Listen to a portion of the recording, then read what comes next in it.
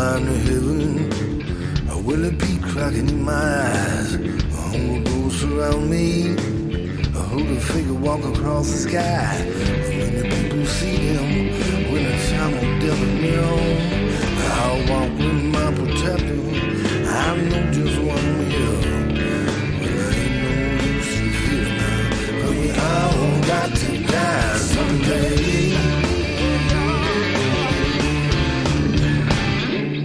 Well, I know she won't come for me. I hold on to nothing to be free. In the sky like nature of the mind. This is how to be. It's all the way with ignorance.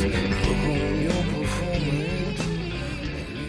Welcome back, Punanis. It's golan-globus here with another beautiful episode of goddamn golan-globus Theater. Our favorite, the star of the show, our sensei, our mentor, Jesus fucking Christ, our spiritual advisor.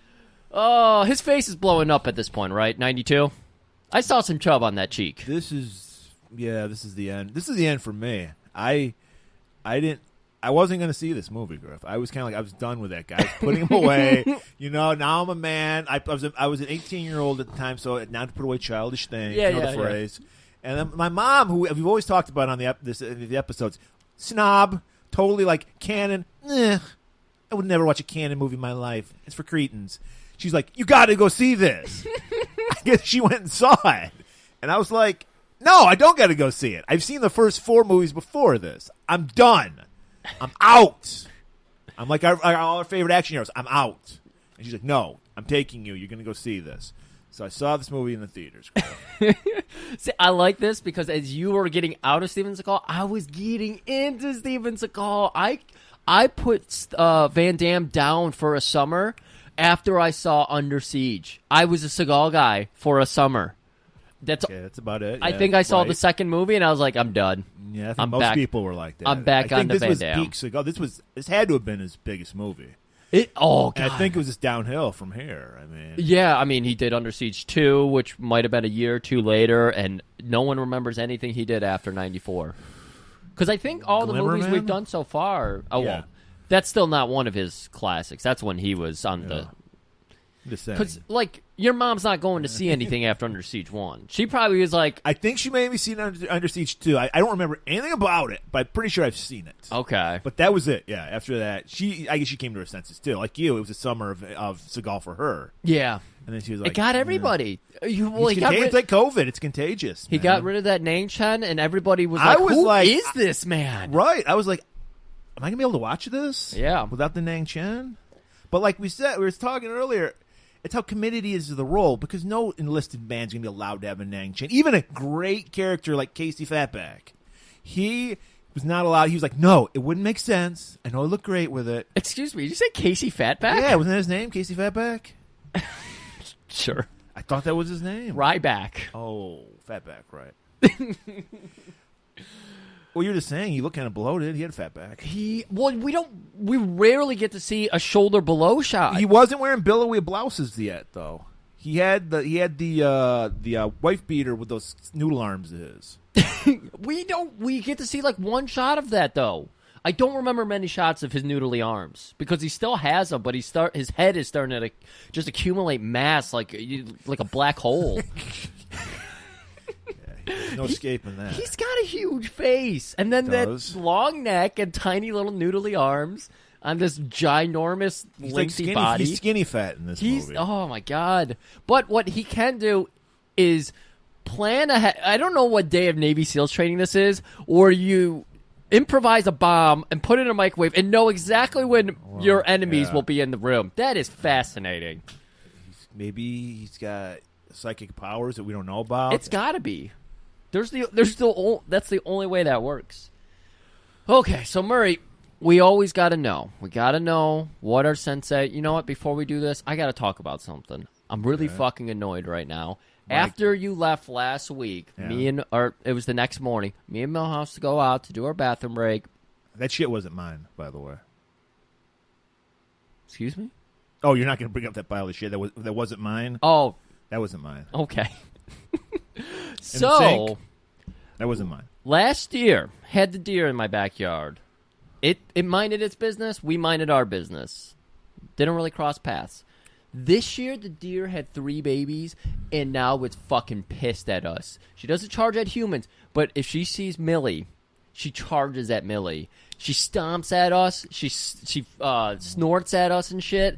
So anytime we go outside, she comes running towards my door. So I have to take my dog out on the front lawn to pinch out fucking shits. And just the other day, I went out there at night, and I look around, deer's not there, and then he just appeared. It's like a fucking horror movie. I could just see his silhouette and like his breath in the light fog. on them. Don't they freeze when you shine a light on them? Well, again, when he sees the dog, she charges for her. Let it go. Let nature take its course. Let's see who wins. I've always wondered who would win between a deer and a dog. No, not gonna happen. Oh, I guess you don't believe in Millie. Okay. But she just had surgery. Really? He doesn't believe in you. I believe in you. I believe you could kill a big deer. Look, she hasn't been training under the sensei.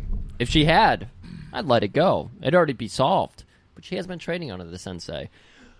Which brings me up to today, Murray. What has this sensei been up to? Saving lives. If you're like us and you've ever searched one of the movies we watch, you probably have seen like little news stories about Sensei come up. We all know he's best friends with Putin. So he has recently been admitted to a leftist party over there. I can't believe he's a leftist Do you think he's politician. like Frankenstein from last week? He's best friends with Putin because he's got a hand grenade? You think he might have a... I would imagine the dynamite is like his goatee, because that thing is disgusting. Yeah. His bolted-on hair C4, and goatee. C4 plus. Did he get... I mean, in all the movies, it doesn't look like he could grow facial hair. Do you think he got transplant for a beard? Facial transplant? I think he might have, because it does not look real at all. I've never seen him with stubble, you're right. Yeah. Like, I don't think he can grow facial hair at all. I don't think it's hair. I think he's just eating a chocolate donut or something, and you know how he eats. Just smears it into his face. Yeah. So he's been included into a leftist pro-Putin party, which seems like an oxymoron. Huh? Leftist pro-Putin? Leftist! That doesn't seem to work out. Well, they're all commies. We know that. Oh, okay. We learned that. Here's the party name. A Just Russia Patriots for Truth. That there a name, wink emoji at the end of that? I want to. Yes, there is actually, and a glove, just a glove. So he's been a Russian citizen since 2016. He proposed a crackdown on businesses which damage the environment. Well, we learned from our. Yeah, that's one of the things that I'm like. Ground. Wait, is he kind of a decent human aside from being anywhere close to women? Because obviously he's a horrible offender. You know how many women he saved from breast cancer? Thousands. That's his side of the story, that's for sure. But has he actually done anything aside from saying, hey, you guys should cut down on hurting the environment? Do you think he's actually done anything? No.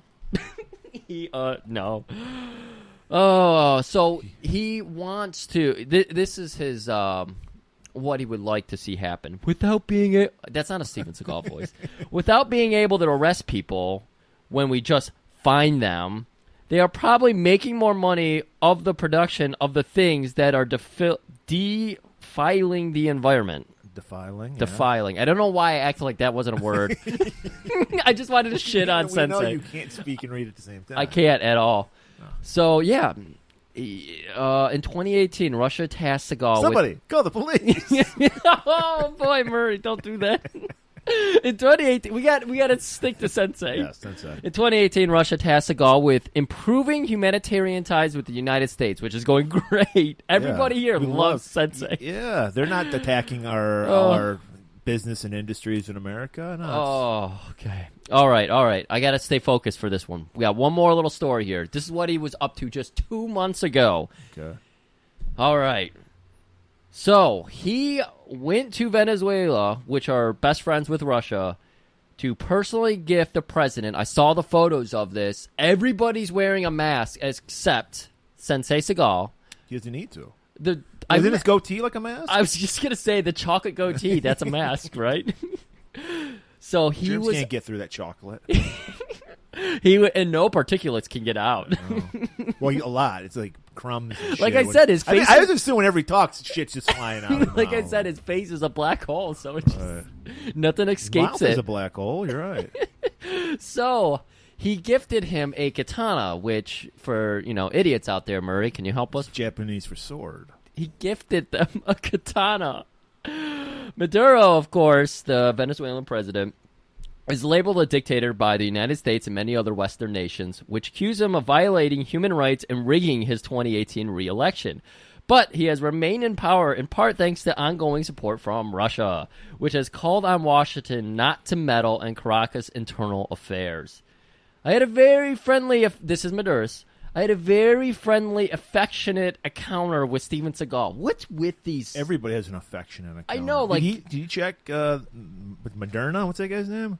Yeah, Maduro. Maduro, excuse me. Right. Did he check him for lumps? He might have. Dude, the outfit the guy's wearing, it's like a native Venezuelan thing, but the guy has like these pointy man tits, so it looks so weird. You might have breast cancer. Let me get in here. He's trying to even it out so he can really get away with how he abused or fondled women without their consent. I had a very friendly, affectionate encounter. And what's with these people? Like Trump would say, I love Kim Jong. We fell in love. That was his quote about Kim Jong-un. I had an affectionate encounter with Steven Seagal. Maduro said on Wednesday in a broadcast on television in which he referred to the USA actor as, you're going to love this, this is very Seagal, my brother. My brother. We talked about mutual friends like the president of Russia, Vladimir Putin, because of his interest in protecting forests. We are going to shoot a movie together that will be called Nico Maduro de a Tumbar. buddy cop movie with the president of Venezuela? That sounds amazing. It's a wordplay on his name, meaning Nico Ma is hard to knock down. Maduro continued. That sounds like such a Seagal movie. Hard to knock down. Yes, it gets even better. It is the new Steven Seagal film. We are going to fight the demons, the bad guys. The demons? I am Nico.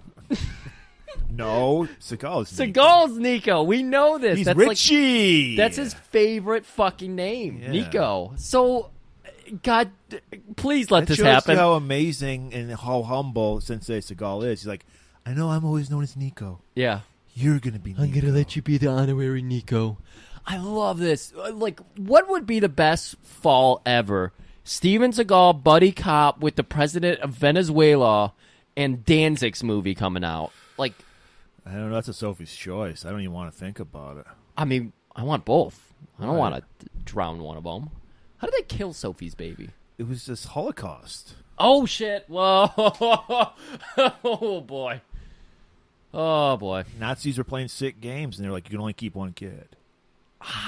That's why the people use that term, because it's a choice you can never make. I knew it was a hard choice. I thought... Never mind. I got no more Sensei facts. All right. Well, we got a lot of facts to talk about during this movie, so we're going to get into it. So, I don't know. Put on your catheters. Put on your diapers, because you're not going to want to step away from this episode. Murray, you can shit while you listen to us. No, I don't want. I somehow sense it, and it throws me off. When I'm thinking about our listeners shitting while I'm talking, it's going to throw me off. Don't shit. Well, first of all, I said catheter. I did not say you can shit all you want. I thought you said diaper. Yeah, for pissing. Some people only pissing. Do you want to put a catheter in? I don't want to put something in my urethra. Fuck that. No, thank you. So do that and get ready to dive deep into Under Siege. It was the final voyage of America's mightiest battleship. What's on this helicopter? This little sweetheart, Miss July 89. God, I love this business. I love you. The party was wild. Love you to death. They really knocked them dead. Imagine this arsenal of tactical nuclear weapons falling into the wrong hands. The Pentagon never did. 4 minutes ahead of schedule. Damn, I'm good. Now, a team of terrorists have taken over. Wake up the president. But there's just one thing they didn't count on. The cook.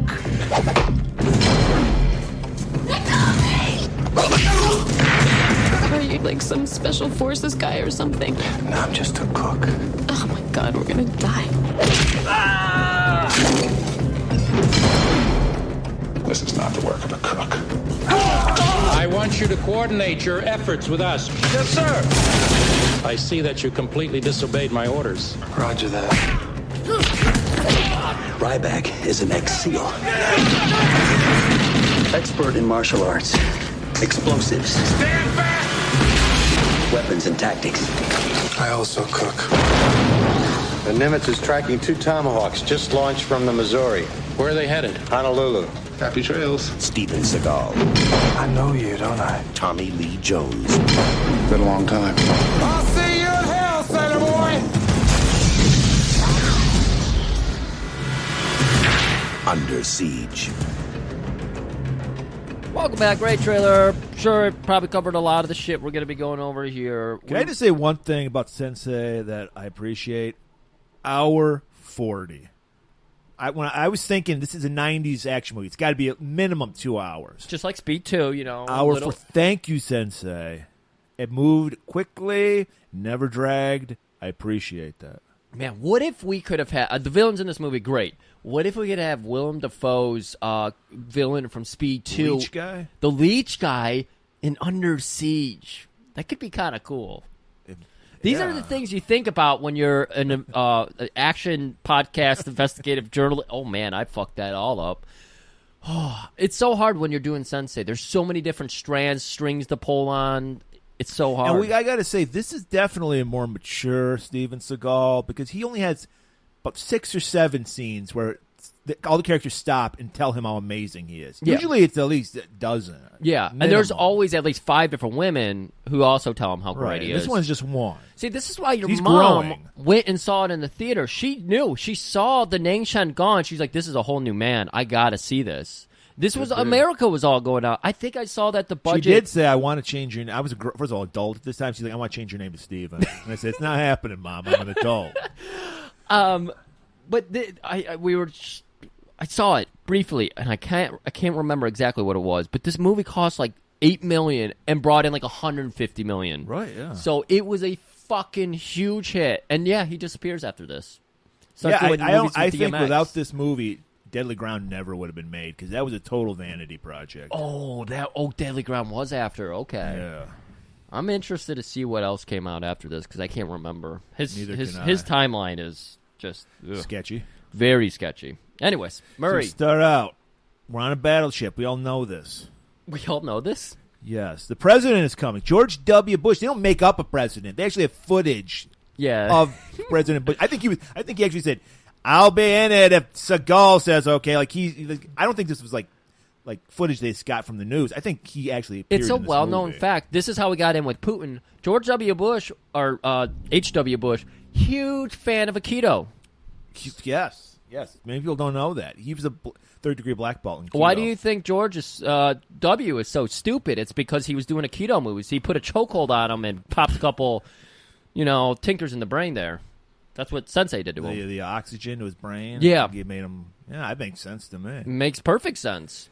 So everyone is abuzz because the president's coming because this is the 50th anniversary of the attack on Pearl Harbor. And the ship they're on, the Missouri, was involved with it. So they're going to decommission. The whole point is president's going to come. He's going to give a speech about Pearl Harbor. And then they're going to go to Frisco and they're going to decommission it, take the nuclear warheads out, and just, decommission the battleship. Pretty good way of summing everything up. They did it pretty quickly here. They didn't drag it out. I thought Bush was going to be in it a lot more for some reason. I forgot that he was in there for like 3 minutes and then gone. Right. Much like Bernie Casey, who shows up for 2 seconds and then disappears from the movie totally. Who's Bernie Casey? The black guy. Yeah, the black guy. Yes, the black guy. That was sad. I was like, I like that guy, and then he just disappeared. He just disappeared, literally. Like what? I thought he was going to be the guy who's going to get shot, the third in command or whatever, the highest. Yeah. No, he just disappears because he was one of the terrorists, right? No, he was a good guy. He literally disappears from the movie. Fuck, we'll get to that. But what we get to first is our man Sensei down in the galley, and everyone's like, wear your dress whites. The president is coming. Oh, man. It's like, I'm just a humble cook. I don't belong up here. I'm just going to go down. I got some bouillabaisse simmering. I have to check on it. Okay. Steven must have learned this word recently because he is throwing it around like he's hitting every syllable like it's fucking magic ice cream on his tongue. Bouillabaisse. Bouillabaisse. And there's even shots of him stirring brown liquid. Right. The greatest bouillabaisse I've ever seen. The bread's everywhere. And the guys are like, "Oh no, you don't. The captain's got to see you first before you get to your box. Because we know when you get into that bouillabaisse, you never come back. Captain wants to see you first." So they go in there. Captain's like, "Where are your dress? You got 10 more times more medals than I do. What the fuck?" I would suck your dick right. Okay, this is I'm going into 80, Seagal. I would suck your dick right now to be wearing the whites you should be wearing today. You have so many medals. But this is the new Steven Seagal. So he's refraining from. Right. Now it's just like, you're so much better than me. You're But just- I don't want to yeah. have gay sex with I you. don't want to have gay sex. He put the Spartan Squad days behind him. Right. And then we see our man Gary Busey, who's Krill. And I guess he's a second in command on this boat. XO. And he's so jealous. You can just see it is oozing off of him. He's just like, he's like muttering himself, "I don't see what's so special about that guy. I can do what he do. I make a kick-ass bouillabaisse." And they're just totally ignoring him, freezing him out. And the guy's like, "Look, Ryback, can you just stay with me? Do you really need to, look, I do love your bouillabaisse, but it's really the crew. It's the crew that loves it. I mean, it's good because he's like he's trying to play coy, like he's not in love with Ryback, but he really is. So he's just like, because it's his birthday. They work it out because Sensei does not want to show up and be around the president. He doesn't want to go to. He doesn't want the limelight because every time he shows up, the spotlight comes on him. Right. And like, this is about the president. This isn't about me. Right. And the president has access to all the information. And the first day when you get him elected president or inducted into being a wait, what is it? Get elected as president. You get inaugurated. Inaugurated. That's the word I was going for. The very first minute after you walk inside the White House, they tell you about Sensei Charles Ryback. Casey Ryback. Casey Ryback. That's the first thing they do. So we knew if George Bush saw his face, he'd be, sucking his dick. Right. He'd be like, "Oh my God." He'd be in the middle of a speech and they go, "Is that Ryback?" And then he would just fuck the speech up. I have seen all your footage. I got all your files. Can I have your autograph? Can I have your You don't autograph? want to see that when you're trying to honor the people who died on Pearl Harbor. So by telling him, "Look, everyone's gonna want my bouillabaisse. I gotta stay down." Right. He's humble. He's just like the captain is like, "Okay, you know what? Stay down, make your soup, pop out for a minute from just like a peephole or something for 1 second, and that's it." So they get that deal worked out. Sensei heads back to the galley, and you just get Krill. He's just fucking like gigantic tombstone teeth of his. Oh, gnashing. those Gary Busey teeth. He's just fucking breaking pencils and shit. "Why do you toy with that clown, Cook?" Cook. He's more than a cook. Fucking captain stares into the camera, tilts his head a little bit, and winks. What? Could our man Sensei be a little more than just a line cook? Anyways, we got a night. We're back in the galley, I believe. We're watching the TV footage. It's just a party down there because Ryback is showing up. Yeah. Everyone's just dancing. All the black guys are smiling and dancing because they're not thugs. Yeah. And the TV, it's just showing. It's basically scenes from Navy SEALs. It's Hawkins. Desert Storm. It's Hawkins murdering brown people, and everyone's celebrating over it. Doesn't matter if they were, innocent people or not. But yeah, Casey turns off the TV. He's like, "Let's not worry about how we murder everybody. Let's do some dancing." Were you thinking the same thing I was? Because Cue Ball comes down, not a bald man, very short hair, but not bald. That was Cue Ball? I thought the terrorist was Cue Ball, the big black guy. I don't know, because Cue Ball, they say Cue Ball, bust a move for us. All right. And Cue Ball starts dancing, so that's why I thought that was Cue Ball. But Cue Ball has hair. And Cue Ball is a name for a hairless man. And a white ball on top of it.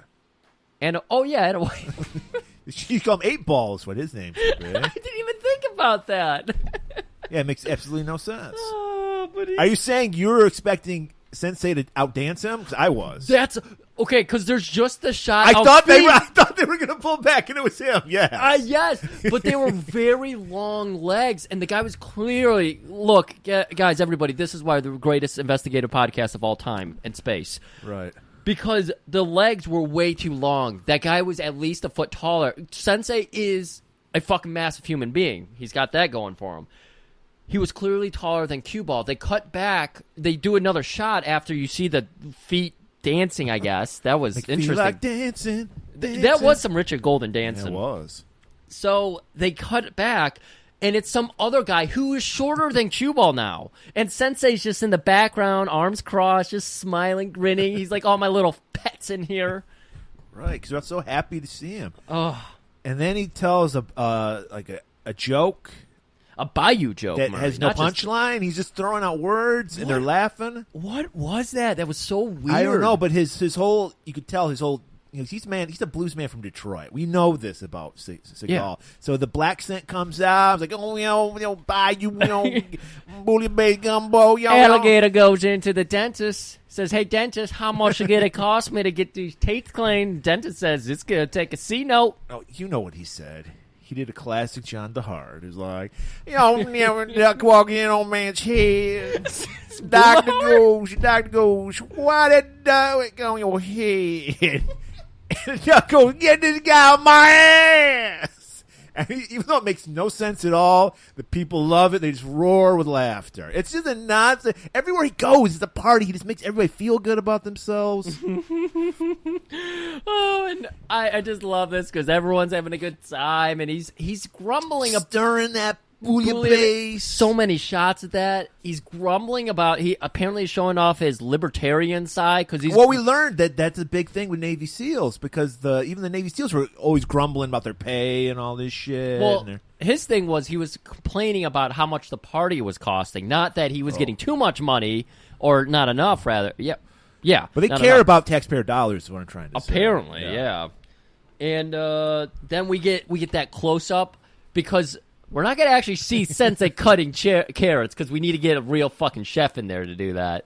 So they do a close-up of this guy just going to town on some carrots, and it's supposed to be Sensei. Right. It's a little movie magic, which is fine. It's not as offensive. There's a lot about, well, we've learned as the years go by, Sensei does no act. He has his half the movie, 3/4 of the movie is his body double. Oh, and yeah. He just shows, like that one movie, the zombie one. Yeah, no, it was a vampire. Or vampire, one. yeah. Yeah, he was in it for like 10 minutes. I was telling my neighbor Kurt there when we were talking earlier about Sensei. It's like, over the years, his role has just become carrying a gun, wearing big armor, like usually a scarf, yellow sunglasses, chocolate donut, of course, the bolted-on hair, and then talking to people on radio. All he does now is he talks on radios. Like, he's just a communicator in these new days. Right. We got to look into some of those. We go back to Krill. Oh, I want to do the one with Mike Tyson. We go back. I definitely want to do the one with the dictator of Venezuela. Yeah, that Maduro. comes out. We're going to be at the premiere. Oh my God, yeah. We're going to Venezuela for that one. Woo, boy! I can't wait. Well, it's a sad situation there, but I'm excited. We're going above board. Go back to Krill. We're gonna have a lot. There's a lot of things happening with this party, and they're cutting. They're going to have, Right, he's like, cut the guard duty. Everybody's got to be at this party. We all love the captain. I don't care. He's like, sir, this totally goes against orders. I don't give a fuck. We need to show our support for the captain, all right? It's his fucking 63rd birthday. They're trying to land a helicopter on the battleship, and everyone's like, you can't land it without the commander's clearance. It's a surprise for the commander. He's like, here's my clearance, and he whips out a Playboy and goes, see those titties? That's my clearance. She's on board. Mm-hmm. And the guy's like, yes, sir, and salutes the magazine. You can keep that. You can take that to the bank. So, the sperm Miss bank. July 1989, Miss Jordan Tate is going to be on that fucking helicopter with a rock band. Yeah. Freebird tribute to no, it was. The band was called Hot and Nasty, tribute to Black Oak, Arkansas. Love it. And fuck, man, the only thing better than Black Oak, Arkansas is a tribute band to Black Oak, Arkansas. So they're excited. Man. But he continues just pulling rank on everybody. No guards, no Marines, no nothing. Everything, 5 o'clock. Everybody's in the mess hall. We're having a big party. No excuses.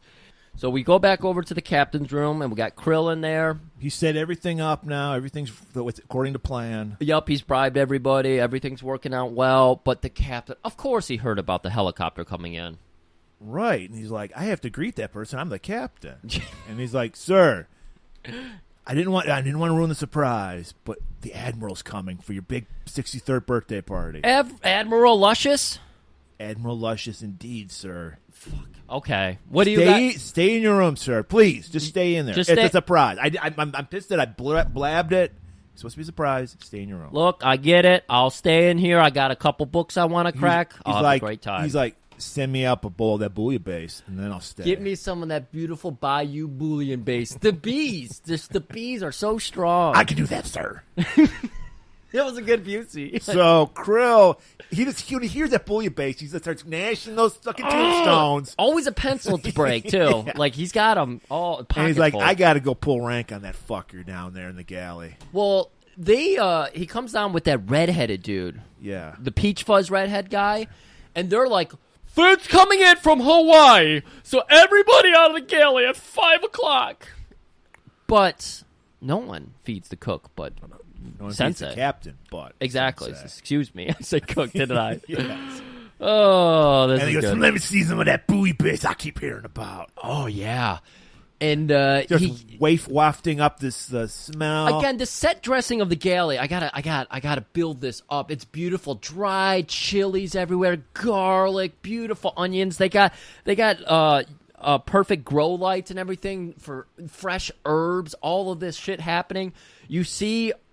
Krill leaning over that beautiful Bayou bouillabaisse, and there's just breads, fresh, assorted. You got the wheat, you got the sourdoughs, you got the French rustics, you got everything. And because Ryback's the greatest cook of all time. Not to mention the pies. Did you notice those pies? Oh, yeah. Pumpkin, American pie. Yeah, which is the other name for apple pie. Oh, okay. Creme pie. We got a couple of meringues. Do we got any cherry pie? I saw a cherry pie or two. And Krill leans over, like he said, he's taking in that big huff. Smells like a lard omelet. Not a Busey voice at all. And then he just hocks the loogie right into it. Ooh. And ruins the bouillabaisse. Sensei doing his best. Like, Sensei always does this in movies where he's really pissed, but he talks so calmly. Right. I'm about to break your neck. Talk softly and carry a big stick. There we go. So he's just slowly closing in on Krill. Oh, that's really cute what you did there with my Bayou bouillabaisse. And he fucking pushes him. And Redhead jumps out. He's like, "Hey, I'm gonna have you under what is the military thing? I'm gonna send you to Riverdale. To the brig? Yeah, I'm gonna send you to the brig." And he's like, "Oh, that wasn't striking a commanding officer." Wait. You're kind of town-blanking it. He kicks the shit out of a bunch of guards. Oh, no, I was and then he calms the situation down. No, yeah. I was getting to it, Murray, because he's like, "That's not a punch." And then he fucking slugs the shit out of Krill. And he goes, "That's a punch." And then everybody he's fucking... quoting Crocodile Dundee right there. Yeah. That's not a punch. He did punch. He did do a lovely Australian accent. Yeah. Man, we got to get our dancing together. Like, that dancing threw our head off. We're stepping on each other's toes here. So then the 6 guards jump on him, and this is one of two scenes we get to see him just annihilate 6 guards. And like you said, kicks their ass, and he's like, "All right, guys, I'm done." Calm down, everybody. Cooler heads prevail. Yeah, I think that was a candid scene. I think he was just like, he heard everybody and was like, "Okay, guys, that's a scene. That's a scene break." Now we know something's up with Krill, so we're usually, like you said, we'd send him to the brig. He's like, "Put him in the meat locker." Yeah. And the guy's like, the private's like, "It's highly irregular, sir. Shouldn't we put him in the brig?" No, we don't want to ruin the surprise. Yeah. Because we're going to keep the Admiral in the brig. He's just thinking on his feet. He's like, I don't know. He just for some reason, he doesn't want him in the brig. Put him in the meat locker. No. You, private, you watch him. This guy, he's a nut. He's a psychopath. He hates America. He hates freedom. He hates American cheese. He hates everything about America. Oh, man. That American pie there, he's going to throw it in someone's face. And you'll notice something about Krill too is he's very loose-lipped with the homophobic slurs here. Of course, it's the 90s. Yeah, just let him roll. No wonder you're a cook. I don't know my voice. No wonder you're a cook. You punch like a homosexual. He didn't say homosexual. We cleaned it up. Yeah, we cleaned it up. We always clean it up. We're woke fucking podcast. Now, cuff this libtard and put him in the meat locker. And he meant the real meat locker. That wasn't some kind of homosexual kind of phrase. Oh, is that a homosexual thing? I'm assuming he would say that.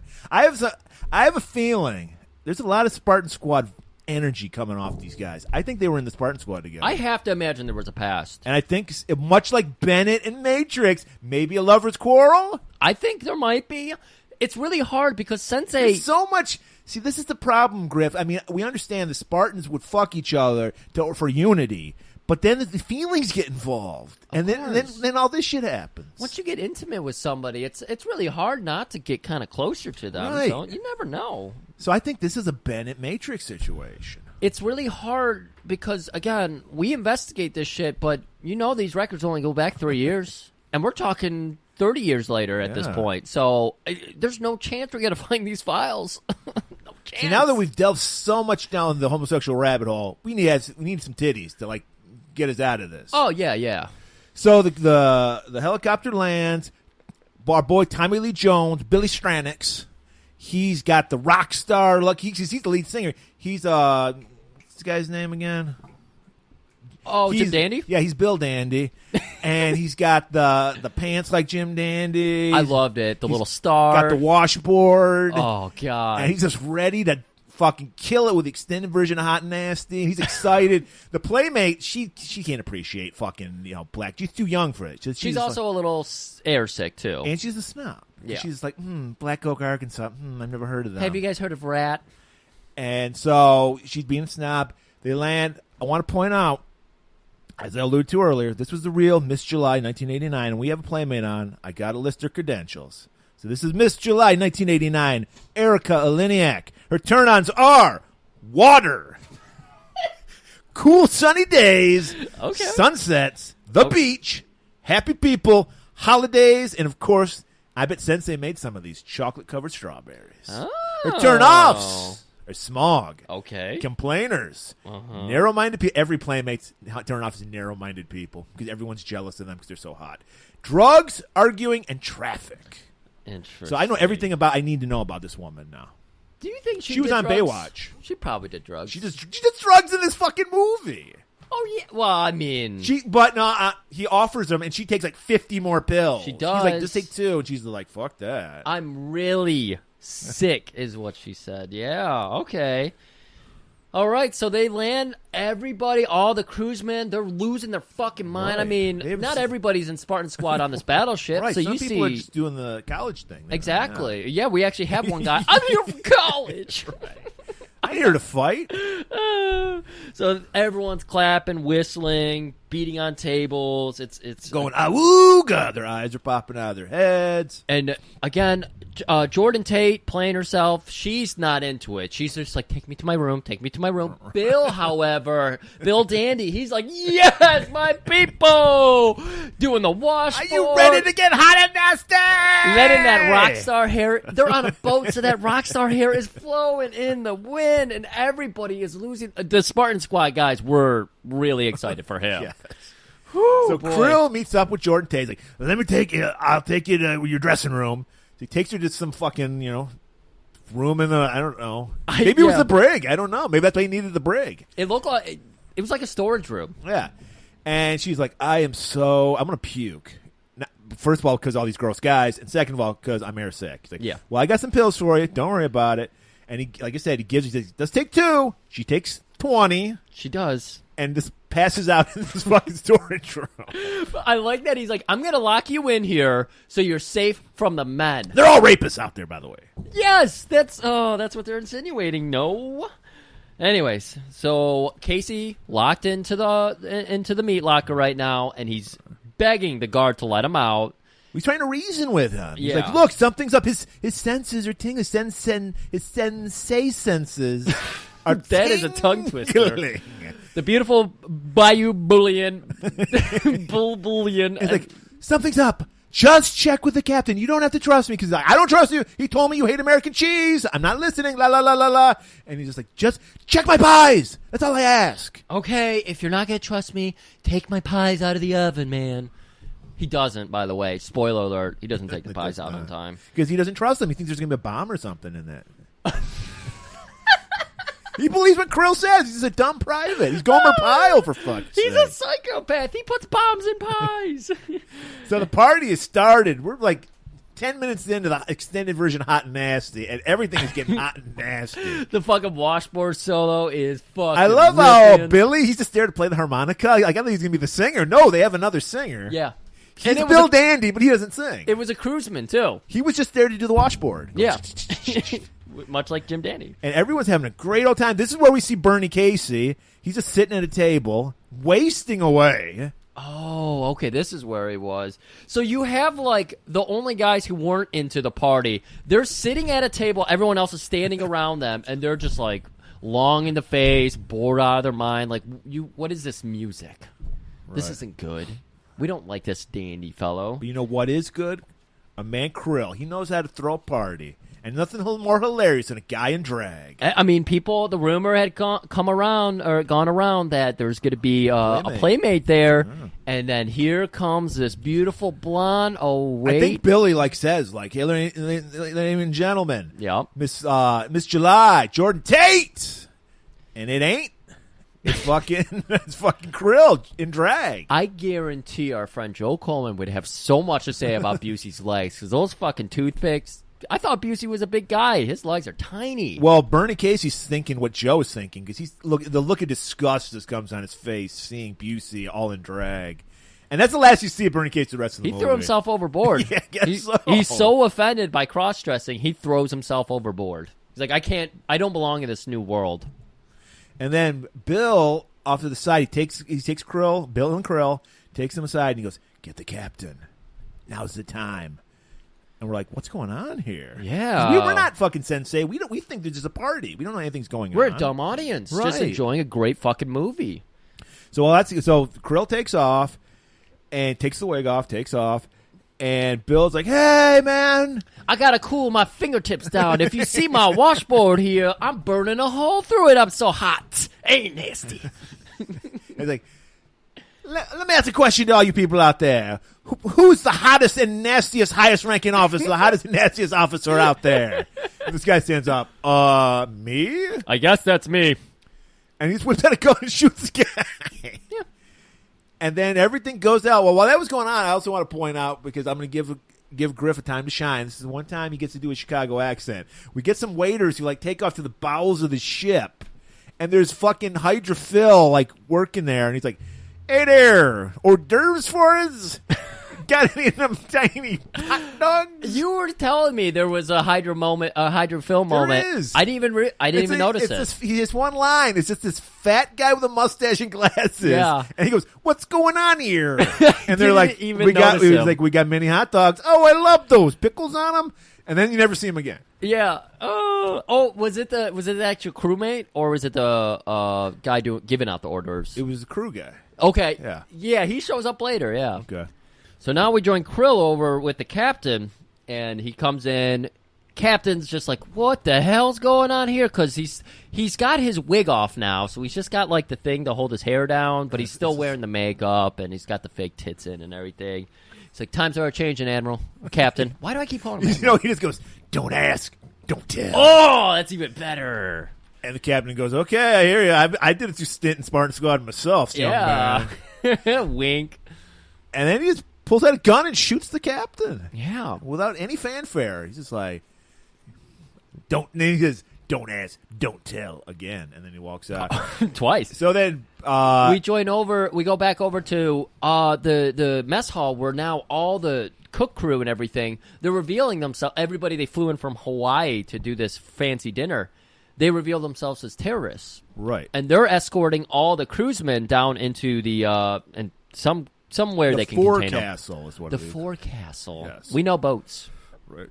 And, that was an important plot point later on. But they put him in the forecastle. Yeah. And one guy, of course, because we're Americans. We don't take shit from anybody. So one guy tries to fight, gets blasted immediately. And then the guy next to him gets shot, too. And he's like, "And you guys want to be heroes? Not only you're going to die, the guy next to you is going to die." Yeah. And we know, as Americans, we're not going to let somebody else sacrifice themselves. So they get in line, and they go off to the forecastle. And we see the guys, they're welding all these doors. They're sealing off the ship. Yeah, a lot of welding happening in this movie. A lot of welding in this movie. A lot of welding. And then Bill goes over and joins Krill in the captain's office, and God, I hate that their names are Krill and Bill. Well, Stranix was Bill's name, so they called him Stranix for most of the movie. Yeah, I could. Anyways, well, that's what they called him. So that's a good point. So, anyways, Bill walks into Krill sitting. Say Bill right after him. Say Stranix. Yeah, Bill. Bill walks in on Krill, who's going through all of his files. He's reading everything that the captain had written up about him. He's got these floppy disks he toss over. That'll come in later. It's probably something. And he's basically reading the captain's diary. And he's like, there's nothing about me in here. It's all about how much he loves fucking Ryback. What the fuck? Oh, my God. And he's just so pissed off. I told you, dude, this is the problem with Spartan Squad. This is why they had to decommission Spartan Squad, dude. Yeah. Because there's too many feelings getting involved. Too many hurt feelings. So with this new information, with these floppy disks, they're going to be heading, Bill and Krill, that is, right, over to the bridge. Where we meet Pitts, and we can tell he's the computer guy because he's scrawny, balding, and glasses. Yes. We're like, that's a guy, he's a geek. Of course, he's got something to do with it. And Bill gives him the disc, all right, here it is. Apparently, these discs take over the whole weapon system of this battleship. Right. So interesting. What are we going to do with these weapons? We don't know. But, who does know? Ryback. Ryback's still working at Private. He's like, Private! What is that? I heard gunshots! I think those are party poppers. No, I know the sound of poppers. Did you get my pies out of the oven? Well, golly, I guess I'll check on your pies. And he's like, just please call in. And he calls in, and fucking Krill answers with, no, man, it's just party poppers. Don't worry about it. Ooh, nasty. And then they're like, does Bill, ask about, what's that going on with that shit? And he's like, don't worry about that guy. He's locked up. Don't let him out, though. He's a super marine. Just stay there. We're going to relieve him of You also duty. point out that at the beginning of when he got captured, he was handcuffed. And he wiggled his way out because he's handcuffed behind his back. Yeah. And while he's while he's trying to convince the private, he's, there's no way fucking Sensei with his bloated ass could get out of it. But he gets out of it. So now the handcuffs are in front of him. Flexibility, agility, all those things are way out the window for Sensei in these times. They still do not know any history. They just think he's a cook still because you're going on the intelligence of Krill here, and he just thinks he's the line cook. So they don't understand that he's a super marine up on the bridge. But they are going to send somebody down to just shoot him because they're like, let's just get rid of this fucking guy. There's no point in keeping him around. So, yeah. So they tell the private, we're going to send 2 guys down to relieve you. And he's like, all right, great, because I'm tired of this guy whispering sweet nothings in my ear. And so they show up, and they just shoot the fucking private. And then they're like, all right, we got to kill this fucking guy in the meat locker. So they just unload on the fucking door, don't they? Or no, they open the door. They open the door, and the Sensei has worked his way into a ceiling vent or something. There's something. It's a drop there. ceiling. It's a drop ceiling. The drop ceiling on the fucking It's a freezer with a drop ceiling. Yeah. So he's hiding up in it. The guys come in, and we get a slow, creepy crawly, going around. It's like a 12 by 12 freezer. It's there's nowhere really for him to hide. But these gunmen are going through the whole thing. Where is he? Where is he? And then he pops through, bonks their heads together, just fucking throws them both like they're wet dogs into the corner. And then he jumps out of the freezer, shuts the door, slams the, whatever shard of metal they had to lock him in. And yeah, they fire their guns through. But he has gone into the galley now. That's his domain. Right, yeah. And he turns off the lights. So you just have it's black, and then there's red lights. And then he grabs that knife we saw earlier in the yep, target. just so creepily, just grabs it. And they shoot the fuck. They blow the door off its hinges with I don't think they had any bullets left for fuck's I don't know how you could after all that. And they come out and we see like a jungle cat. Our main Ryback's just skulking, stabs the motherfucker in the neck. Well, he throws it right. Yeah, I was gonna say he throws it at the guy's neck, and of course, when you get hit with a knife in the neck, we've done all the science on this. Yeah, anywhere. You're right. You just can't make a peep. Right. It's game over. You go, that's your soul. The only sound is your soul just leaking through the knife wound. That's all. Right. But yeah, unless you're attuned to hearing it, you can't hear it at all. And he just sneaks up on the other guy, just breaks his neck. He's Easy as American Pie. Easy as American Pie. It's just like breaking a French rustic. You just. I think the Foley actually used that sound effect. Yeah. I'm going to dip this in my better Bolivian beef bix. And now we're thinking he's just going to make a snack.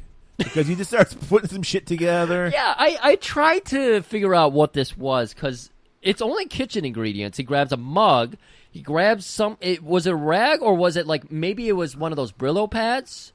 Because that would make some sense, right? If it was a metal Brillo pad. I thought it was a rag too. So he puts that into the coffee mug, and then he gets like some vinegar and what looked like beer, and pours them in, and then he puts it in the microwave. Wait, he put a little cayenne too to spice it up a little. I didn't see that. A little Cajun spices. He sprinkled a little allspice in there, and then he puts it in the microwave.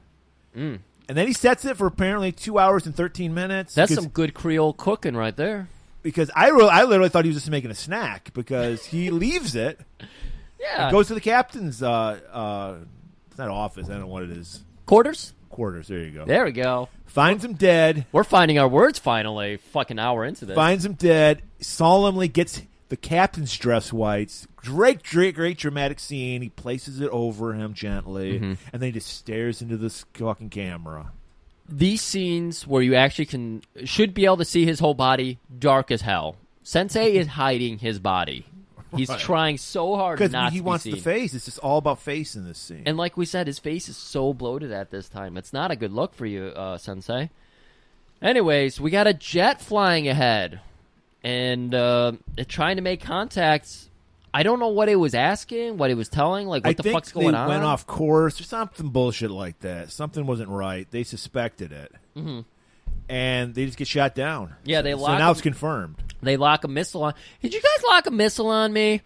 No. It was it was Bill down at the bridge. No, we didn't do that. Why would we do something like that? And the guy gets blown up.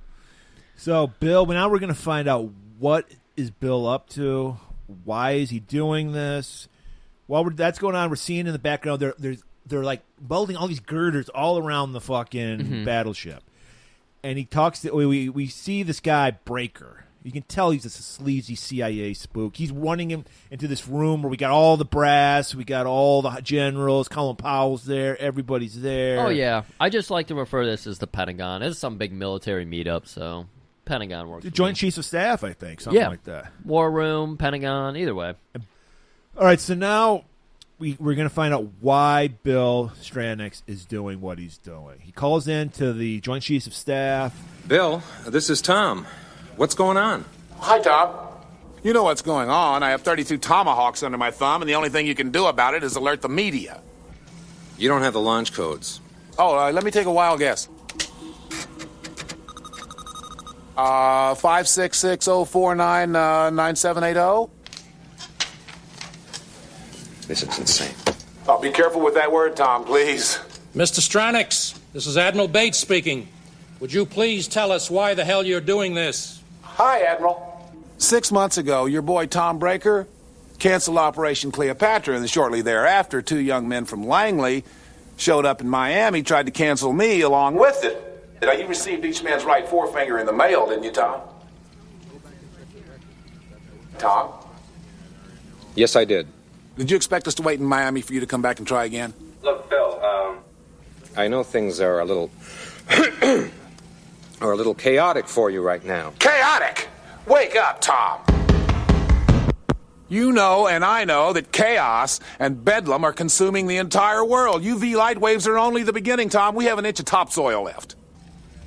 Topsoil? It's sexually transmitted diseases, deforestation, irreversibly progressive depletion of the global gene pool. It all adds up to oblivion, pal. Governments will fall, anarchies will reign. It's a brave new world. Bill. What are you planning to do? Do you realize, Tom, that whatever I do is inevitable? Can we agree on that? Well, not necessarily. You tried to kill me, you son of a bitch. So welcome to the revolution. There's more to follow. I'll stay in touch.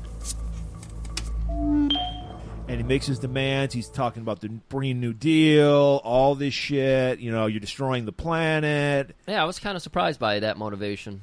Is he eco-terrorist or something? Something like, well, maybe this was the inkling for On Deadly Ground. That's interesting. It's playing with Sensei's motivations for living, apparently. And then he's like, and then he just cuts off. They don't even get a word in edgewise. And then he goes to the man Pitt and it's like, that missile ready? Whenever you want. And they just launch one of the Tomahawk missiles, the nuclear weapons, and they take out a satellite. Well, it's not a nuclear weapon. They launch a regular missile. Yeah, this was a regular missile. And they hit a satellite relay to the Pentagon. Blow it out. So I guess they can't I think there's more than one satellite. I didn't understand this scene. Like, it would be a mesh, but they're probably out far enough where this is like the one. I think it was supposed to be so they couldn't track the boat. It was. It was just for tracking. Okay. So they take that out. So now they're just like a ghost ship. I don't know what. And like this is where we meet the sleazy spook, CIA spook Breaker. Yeah. And he's just sweating because something's up. He's involved with this somehow. They're really building this guy up. It's really interesting how the CIA gets portrayed in all these movies. I mean, they were up to shady shit for a long time there. So it's because they're always cut out to be villains. Smoking. He's drenched in sweat. Yeah. Anyways, we go back over to Bill and Krill. And they're setting up they're out going along the battleship to see how the operation's going. And they're looking at all the people putting together the big girder system that they're all setting up. They're just watching people shooting sparks everywhere. Right, we have no idea. What are they doing? Yeah, exactly. And then we actually get some shots because Casey's broken out. Ryback, he's sneaking around. So we got shots of him like in red and black corners. He's like scurrying in. It's almost like the ducks in Die Hard, but it's like he's like scurrying around, watching everything, observing, taking it all in. Thought process, like how am I going to defeat this? He knows exactly what they're doing. We don't. Yeah, he does. And they walk along, and they actually hear some pounding. They're like, wait, what is that noise? And it's the crewmen down in the forecastle pounding out SOS on the side of the ship. And of course, Casey, he knows Morse code, so he's just like, they need help. Or as the Chicago Phil said, get us the fuck out of here. Get us the fuck out of here. All right. So Casey, he's got to go back to where he belongs, the mess hall. It's like this is the first time it's like the salmons that go back to spawn. It's like I have to go back to the galley. This is where he's usually walking in with a cake or something, so he's probably feeling a little out of place here without food. Right, and he sees a cake, but it's not a real cake, so he's kind of depressed. So he just pushes it away, and that sets off like some music or something. Yeah, there was the cake moving was wired up to his whole sound system. So I think I've said on episodes, I don't really give a shit about strip clubs. It's not my thing. But I want to see like classic shit like mud wrestling, and I want to see a woman jump out of a cake because that's such a classic sitcom kind of stripper thing. Yeah. Like I think Happy Days had that like 5 times. I think so. And this is what happens. Now, would you want it to be a real cake or what's happening here where it's all cardboard? Well, I think that's what it is. You can't have a woman jump out of a real cake, can you? I mean, you could have some kind of cake. No, I don't want this. How you get out? She might step on it. No, I don't want. Well, that's the thing. I'd rather a cake on the side. You get some cake on the woman. I bet people are into that. Like, I don't know. I'm not. That's okay. And we see. This is going to be the intermission at one of your fight clubs. Right. Yeah, exactly. I'm getting ideas. Jordan is in a sexy Navy outfit. Yeah. She's got like the little half coat just covering her. She finally woke up. She's been wasted for like. She's still wasted. You can see like her eyes are rolled back. Pupils dilated. It's just she's rolling with the. This is her on autopilot. Right. Yeah. She's just grinding along, letting those caterpillar eyebrows go everywhere. Yeah, she had like a unibrow. It was creeping me out. And she's just instant. She just, like you said, autopilot. Just shows her tits, and then he's like, "Is that a lump I see there?" And then there's like a 15-minute breast exam in the middle of this fucking movie. And while he's doing this breast exam, he's got a gun to her face the whole. Why does he hold a gun to this? Because it turns him on, I guess. It's got to be because there's no other reason. This is completely shocked human being, and he's holding a gun right in her face. And he's like, "Come with me." Takes her to that same fucking room she was just in. Oh, Did she like take the pills and then jump in the cake? I don't know what. None of this makes sense. She was locked up. Yes, and the cake was not in the room with her. So what is how the logic here? But they got the shot they wanted. Yeah, we got the tits. You got a flat ass and you got some tits, so they got everything they wanted. Are you special forces or something? Yeah, now we're setting up the like Rob Schneider would play this role, but it's a hot chick instead. But it's like the comic relief sidekick who's like, "You're crazy! Well, I gotta get out of here." Yeah, 5 years later, it's Rob Schneider, but now it's Jordan Tate. Are you special forces or something? I'm just a cook, a lowly cook. We're gonna die. We're gonna die. Pentagon. They're like shitting themselves. How the fuck did Stranix do this? Well, here's the thing. And this is Breaker. The CIA, well, we trained him specifically how to get onto battleships and commandeer. Well, he said these guys are under enormous amounts of stress. Yeah? And they have mental breakdowns all the time. He's trying to, like, divert the blame away from himself. Oh, yeah, but still, it's like we did train him how to commandeer. Right. That was his last mission, yeah. Yeah. So that's how he had the skills to do it. But then he also tried But his mission was to take over a sub. And he's like, trust me, generals, there's no way he did not destroy the sub. I know that for a fact. He destroyed the sub. And then we go, or did he? Yeah. But their last, like, there was like some mission where they were like, oh, when he had a psychiatric breakdown, he went rogue. Yeah, they sent out people to kill him. Breaker's like, we got to rid of this guy. Yeah, and they went out to kill Bill. Right, and they're like, they failed apparently. Yeah, because he's unstoppable. So now we know Stranix's motivation. He wants to get revenge against his own government that turned on him. Back to Casey.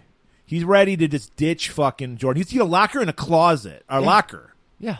And she's, of course, like a chick. Get me out of here. No, one of my turnoffs is being allowed.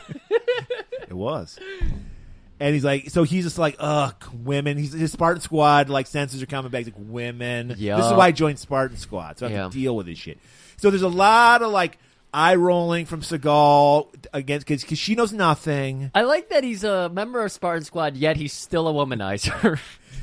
It's much like Matrix. He grew out. It was a phase for him, much like Matrix. He wasn't a true blue Spartan Squad like Bennett. He found some conversion therapy. And he's like, look, do you even know how to shoot a gun? And he pulls out a gun. Like, you got to do this. Oh, my God. Him explaining this gun, rolling his eyes. He's disgusted. He's like, do you even know how to fucking take a gun apart with your eyes closed and one hand tied behind your back? A 14-year-old girl knew how to do it. You're such a fucking liberal pussy. And it's like, look, there's two things. It's automatic and semi-automatic. It's automatic, you spray fucking bullets everywhere. Semi-automatic, they go off one at a time when you pull the trigger. That's what I want for you. One at a time. Are you ready to kill for your country? I think so. All right. Bill and Krill, and they're heading for a quick snack. They heard that that guy, that nobody who they sent two guys to go kill. Yeah, they hear the crewman didn't come back. So they're like, well, shit, we got to go down the kitchen and see what's going on down there.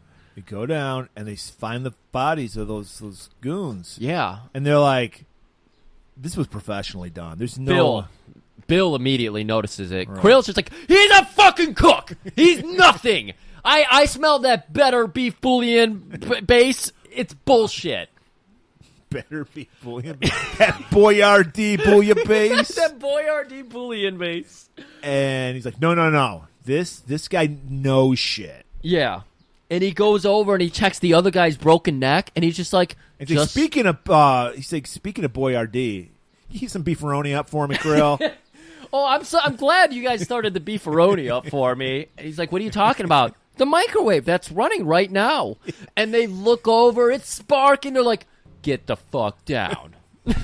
It's like, so he set this fucking thing. He knew at the exact moment Krill and Bill were going to be in the fucking mess hall. Like I said, what day of Navy SEAL training gives you that fucking foresight? That's the first thing you learn is how to program a microwave. Program a microwave? Yeah, like defrost. Like, he didn't just put on high. He put it on defrost, dude. So he knows what he's doing. So defrost is... Like, I've never used any button but high on my microwave ever. No one has ever used any other button but just like 3 minutes high. Yeah. Maybe use... But because we don't have the training. That's why. Yeah, have to be a Navy SEAL to use every button. So Bill and Krill barely escape death because the microwave just explodes. Oh my god! And he's like, we need the files on this motherfucker. Oh, we got to go get these files. And we're going back over to the Pentagon, and they're preparing. They're getting SEAL Team 5 all ready to go, of course. This is where we would have got the golf montage. Because they don't know that we already have a SEAL on board. They don't know that, no. But they're still going to bring in the SEALs anyways. Right. And this is where, if it was a longer movie, if it was a modern movie, you would get the golf montage from Navy SEALs because those are the guys they're going to call in. Right. But, yeah, they're getting it all ready with SEAL Team 5. And if that doesn't work, we're going to blow the fucking battleship up. Yep. And then we're back in the captain's quarters, and they're going through those files, and Bill's just like, come on, what do you got on this guy? What do you got on him? It's like, well, I had to go find these files, like, somewhere else. Like, it was in his private diary again. I had to look at. I had to get the lock key out. He had to decode it on top of this was in code. Well, Spartan Squad, man. And he's like, this guy's a goddamn Spartan Squatter. And he's like, even though did he have selective amnesia? Because we alluded to earlier that Krill and Seagal, Sensei, have some history in Spartan Squad. So he must have blocked it out. Conversion therapy. He got out of Spartan Squad. He went into the conversion therapy. He doesn't realize. He doesn't remember anything about his homosexual life at all. Right. He blocked it out. Right. The conversion therapy really, really works, apparently. And we get a whole list. He's a master. It's like the old Sensei list. Master martial arts. He can speak fluent Japanese. He studied with the masters. Yeah. All of it. Friend of every president in the world. Dictator, communist, doesn't matter. He can undo a woman's bra in 2 seconds. He can just do everything. He can make and it says on the bottom, and he makes the best damn bouillabaisse you've ever had. Also, microwave skills. Microwave assassin. Oh, the next product for Merman Productions, how to use a microwave. Anyways, Bill, he's just like, look, it's okay as long as we can keep him below the weather deck. So he's fanning out his guards because he knows exactly where the guy can pop up. Bill is a master of battleships, and he knows how to commandeer them. So he's you see how many battleships he sank? Don't play battleship with Bill. Oh he'll my kick God, your no. ass. B-24 all day long. That's bingo, man. That's bingo. Yes, it is bingo. I'm not Bill. I don't know fuck all about it. But so we got to see what's going on with Jordan and Sensei. We need some of that comedy. It's tense, Griff. It's tense. We need some comedy. It's comic relief. Tell you what, I'll carry everything. You kill whoever we run into, all right? I have a little rule about killing people. Well, actually, I have 2 rules. See, 1, I don't date musicians, and 2, I do not kill people, okay? I'm thrilled to death to hear that, yeah. But it leaves a lot of open territory. Get up the ladder, let's go. God. So she's complaining because she's got to carry all the gear. Yeah. So Sensei's like, well, why don't I carry everything and you do all the killing? I have 2 rules. I don't date musicians, and I don't kill. And then he just the zoom in on the eye roll. I'm thrilled to death to hear that. Oh, another Sensei joke. He wrote that one himself. So we're heading up here, and you know who else is ignorant about this technology? Jordan Of course Tate. she is. She's just a woman.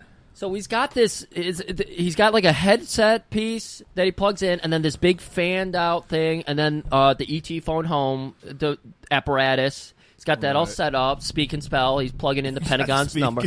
He plugs in the Pentagon's number. Right. And she's like, what is that? He condescendingly, this is like the gun scene all over again. It's a magnaphone. Haven't you ever heard of it? God, read a science magazine sometime. And she's like, is that like a car phone? Yeah, a car phone. Sensei, calm the fuck down, man. He's all cool with his crewsmen, but this woman comes into life, and suddenly he's the nastiest bitch in the world. Spartan Squad. Spartan Squad Mercury. The gayness is coming back. Oh. It's not a phase, people. It's not a choice. Wait, are we insinuating that gay people don't like women? No, we're insinuating they don't like them sexually. Okay. And she's very sexual. She's like fucking uber. She is like rubbing him up and down while this is happening. Those little twigs. Ugh. grossed out. But she's feeling the threat, so she's into it. Right. So he calls up the Pentagon. Like I said, he punched in the number on the speaking spell. And, they're not buying it right away. They're like, cover the mic. They do the telephone thing where they cover the, is this guy for real? Is there a SEAL on board? Is this for real? Is this guy real? But they have no other option right now. Well, I think he tells, secretaries, there's a Casey Ryback. Look this guy up. Give me his files. Yeah. And they come back with it, like, sir, you're not going to believe this. And they just list off his credentials. Like, this is the 5th time in the movie. He's a martial artist. He can speak 12 different languages. Master of the magnaphone. Have you ever heard this man, put in the popcorn? It's the perfect popcorn every time. No seed unpopped. Bayou Bouillabaisse. And then the capper, she just goes, sir, Spartan Squad. And he's like, why didn't you say that? I wouldn't even send SEAL Team 5 if I'd known Spartan Squad's involved. It's even crazier because then they look over at Beaker and she says, the CIA fucked him over. Right. Or Breaker. Right. I call them Beaker. Yeah. Well, Beaker from The Muppet Show was also me. Yep. And so, yeah, of course, always bad intel from CIA because the Navy SEALs never do anything wrong. If they do it wrong, it's bad intel. Right. Unless you're Hawkins and you just start shooting people. That's bad intel, too. Yes. You didn't tell me brown people were going to be You here. didn't tell me brown people weren't immediately guilty and need to be murdered. So he lost some men. And, of course, when he gets back, he's got to punch out a fucking commanding officer. And that's what he did. And that's why he got demoted to a measly, lowly, humble cook. Yep. And, of course, that guy, after he punched him in the face, turned into that Rocky Dennison guy. He fucked up his head and face just with just that one punch. He's the most dangerous man in the world. So that's why, now we know why they didn't know about this super fucking soldier. He's like, Alexander the Great, he's greater. Captain America, he's better. Ryback the Greater. All right, Murray, I wish we could explain this plan because I don't get it. Is it just a distraction? Because we're on deck and they spot a helicopter and Jordan and Sensei, they're making their way towards it. We don't know what he's got planned. We got to point out, this is where we learn he's a master of the grenade, too, because he does a lot of grenade tricks. This is very early 90s because Van Damme was doing a lot of grenade tricks, too. Right, so there's like a Tomahawk helicopter. Is everything a Tomahawk? I think it's called it's Apache. Apache, yeah. Another Indian word. Yeah. And a wigwam. And he gets on it, and he's got a can of paint thinner and a grenade. So he pulls the pin, holds the... He stabbed the... Okay, he, what do they call it? Shotgunned it. Yeah. Like a shotgun and beer, because he stabs it on the side, stabs it on the top, and then tilts it over. Right. He lays the can on top of the grenade with what is that? What's the detonator? What do they call the thing that flies off? The pin?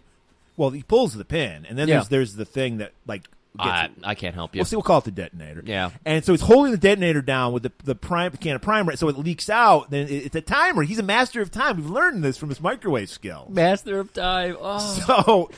So the primer runs out, and then it can't hold down the detonator, so then it explodes. Yeah, we got. He tells Jordan to go stow herself away, like make yourself scarce over here. She literally just goes over. He said you're icky. Yeah. Beat it. She stands by a crate and just like leaning on it, watching this happen. Meanwhile, guards spot Sensei before he completes Where did it. he put the fucking repelling thing on himself? I have no clue. Because the bomb goes off, he has a grip on this repelling equipment that he somehow rigged up while at the same time as he was timing out the bomb.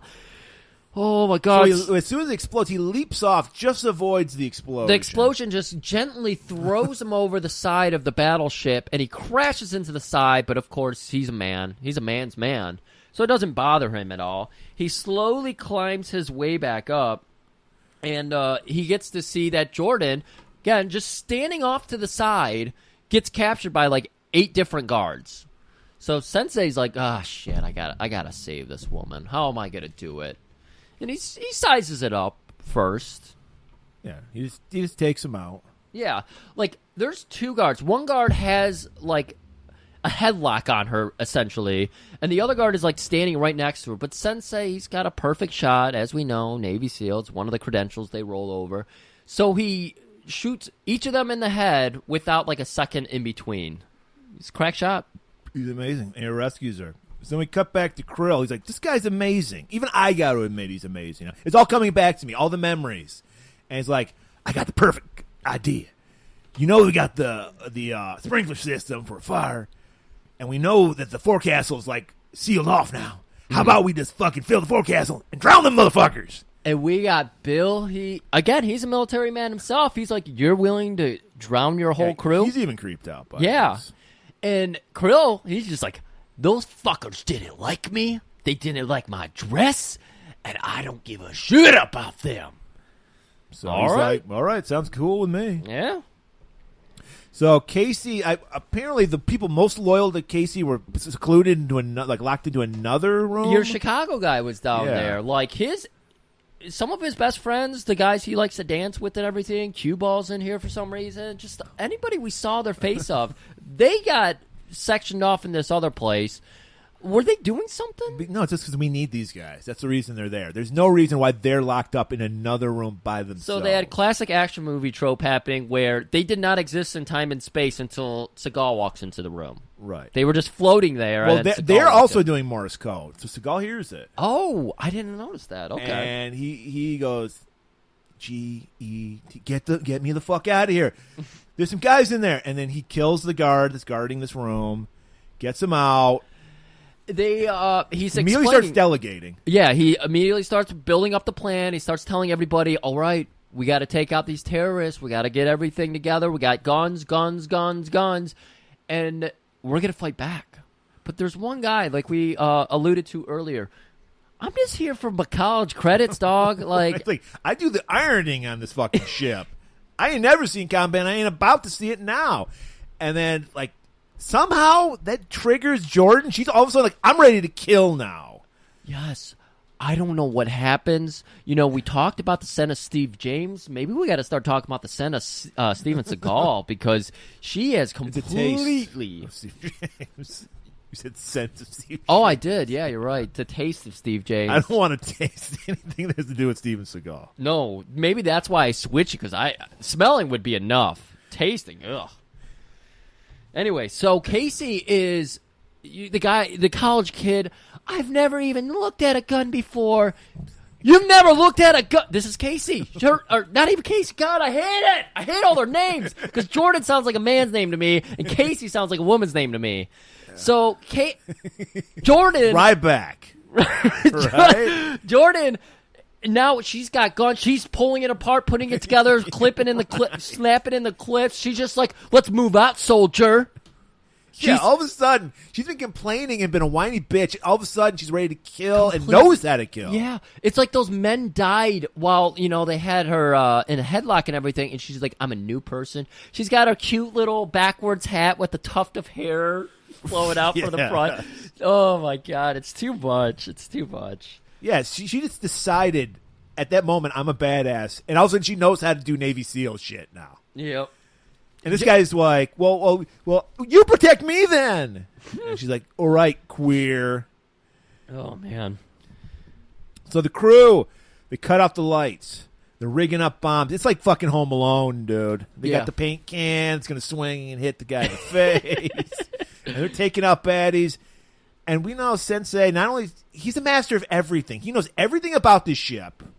He knows how to control everything. He's like, he finds the electrical panel to the weapon system, and he's like, pulls out a screwdriver.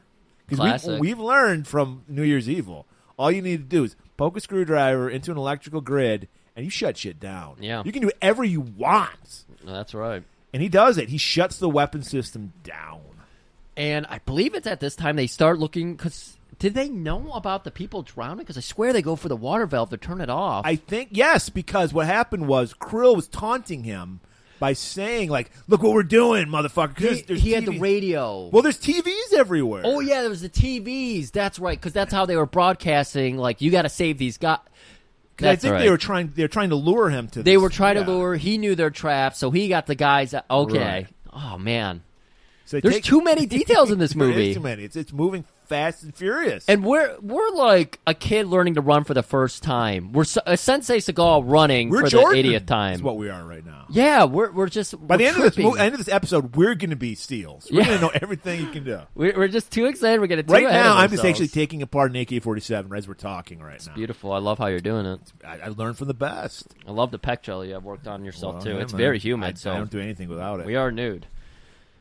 All right, so they get to the water valve, and they are unfortunately under heavy gunfire, and it's a boat, so there's just like those little condensed aisleways with pipes going down them, so they do actually suffer a casualty while they're pinned down in this area. And it's the black guy. Oh, that might be the true action movie. Yeah, action movie. The black guy gets killed first. Yeah, it's not horror movies. It's action movies. Right. Everybody. So the Pentagon chirps them up. Hey, while guys. they're in a firefight. While they're in a firefight. Jordan's literally holding the fucking thing up to Seagal's ear. She answers it first. Hello. This is the Pentagon. We need to speak to Navy SEAL Ryback. There we go. I did Ryback. And did we point out that this is only Seagal would come up with this? He's doing like the fucking John Woo movie where he's crossing his arms and shooting fucking machine guns. He can't speak right now. He's busy murdering people. Go ahead. Give me the phone. I'll talk to him. And they're like, look, we got SEAL Team 5 coming. Can you just hold them off until they come? I think I can do that. And then he just kills everybody. That's it. He's known that he's wanted. He gets their full-throated endorsement because they're like, we told you not to get into firefights and all that, and they can hear the gunfire and everything.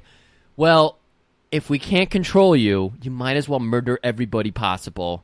All right, I like that plan. Over and out. And this is where he gets up and crosses his arms and starts like shooting randomly, killing everyone. And then Jordan follows him. Yep. And she goes, the safest place is behind you. She's like, what are you doing? Safest place is behind you. All right, and we just head into the girder room, I think. Yeah, they're like setting up a crane. So what we learn is all these girders are so they can move the tomahawk because they weigh like a ton. People can't carry these fucking things, so they're moving along this like girder system, and they're building a crane.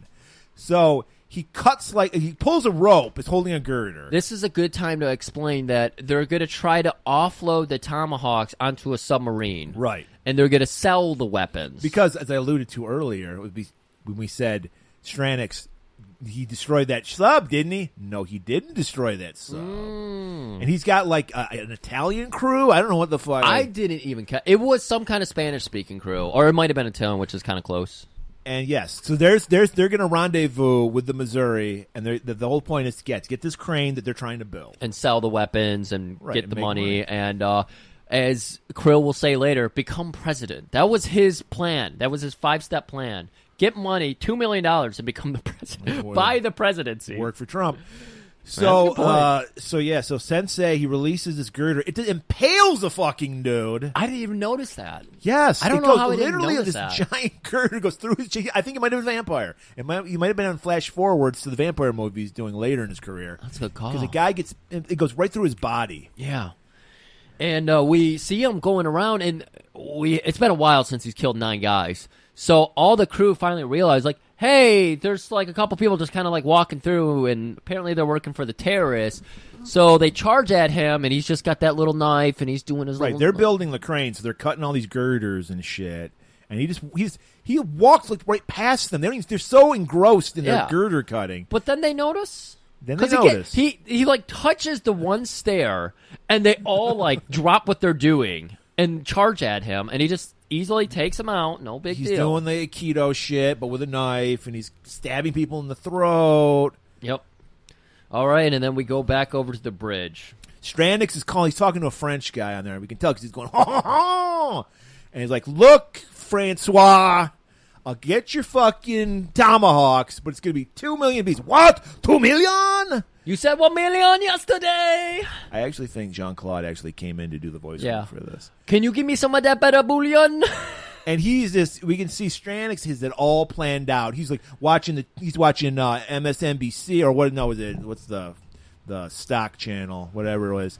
He's watching that, and he's just like, sell, buy, sell. He's fucking. He's manipulating markets everywhere. He's manipulating markets because he's multitasking. He's multitasking. He's manipulating. He's markets. like, not you, Francois. You got to pay $2 million. Okay, I will. Because he's literally calling. He's like, call up my booker or whatever the fuck the stock guys are called. Broker. Close. And go ahead and sell all my shares in this because that fucking stock's about to tank when we get done with this. And then Pitt turns around here. Guys. The weapon system's been shut down. Where are all the screwdrivers at? I knew one was missing. The red one, my favorite one. And while that's going on, SEAL Team 6 finally arrived. All right. I think I added a number. I think they're SEAL Team 5. Yeah. But, yes, they don't have Hawkins with them this time. Yeah. They actually finally murdered him. They finally fucking fired him for being a horrible, they just murderous kicked him racist. out of the fucking helicopter. And they're about to arrive, but that's because they don't have the Tomahawks under control. They have all the other weapons under control. No, this was actually not those weapons. Was it the sub? They sent out guys with rocket launchers to stand on the front of the ship and shoot them down. I thought it was those big machine guns. No, they send out rocket launcher dudes. Okay, that's I cool. noticed that. I was like, hey! Were they Stingers? Yeah. From Navy SEALs? Yeah, they're Stingers. That's because did they ever? Yeah, they did find the Stingers. Okay. Yeah. I want to block out that movie. Please, we're having a hard enough time getting through this episode. We don't have to bring up that fucking train wreck. So Ryback gets his hands on one of the Tomahawks. I was confused by this. We didn't even get to the point that the SEALs are shot down. Yeah, they're shot down. Seagal is watching this, and you thought a tear was going to go down his eye, but he doesn't give a shit. He's just like, all right, I guess I got to do this all myself. Right, which is what he prefers. I was going to say, he seemed to be excited about that. He's like, finally, I get to fucking do this. So, I don't know. I don't know my missiles. It looks to me like he's disarming a nuclear warhead. He's like unscrewing the top. Yeah, very. Like he uses cloth over his wrist, like his skin touching it could radiation. What's that? A cloth will help from the radiation. I'll protect you. Oh, you think it was about radiation? It's a fucking nuclear warhead, isn't it? We don't know because those missiles we saw earlier are huge. But that's the thing, though. I'm thinking this is a nuclear warhead, and then later on it's AEW. It's just like a popcorn fart. It's like poof! It doesn't even blow up anything. Right? Because he's teaching Jordan too, because everything's a teaching moment. Yeah. So she's watching. He pulls out a condom. Yeah. And then puts it on something. Puts it on his finger. Like I don't know what's going on. And then there's like gusher ooze in there that leaks out. Like is that radiation? I don't fucking know. Is that radiation? He's like, get me that microwave. He's just like, everything. He pulls off a piece of the microwave. Is he gonna like disarm the bomb in the microwave? Because that's got to be.